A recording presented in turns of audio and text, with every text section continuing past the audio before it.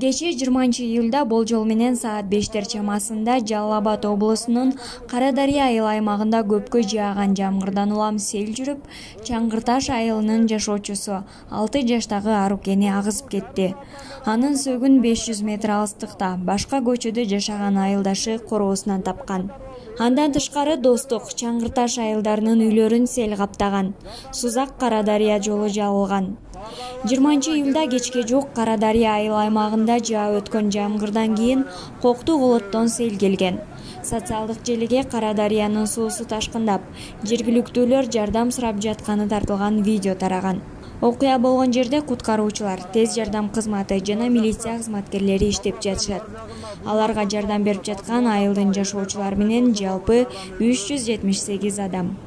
Ушул күнү Аксы районунун Авлетим айыл аймагындагы бир нече турак үйлөрдүн короолорун да суу каптады. Кадамжай жана Араван райондорунун тургундары сел жүргөнү тартылган видеолорду интернетке чыгарышты. Баткен облусунун Согмент айылында да сел жүрүп 8 үйдө, бир сарайды каптаган. Ал эми Газ айылында 20 үйгө кирип, 35 үйдүн короосун жараксыз кылган. Зардалы айылында жүргөн сел Сох-Кан Зардалы авто жолундагы көпүрөнү жулуп кеткен. Кан айылындагы ичүүчү суу өткөн 3 түтүкчөгө зыян келген. Эсиңиздерге салсак, 19-июлда Баткен облусунда сел жүрүп, Илейликте 16 жаштагы өспүрүмдүн өмүрүн алган. Ал эми 12-июлда Аксы районунда 8 кишини сел агызып кеткен. Это чета ахвал.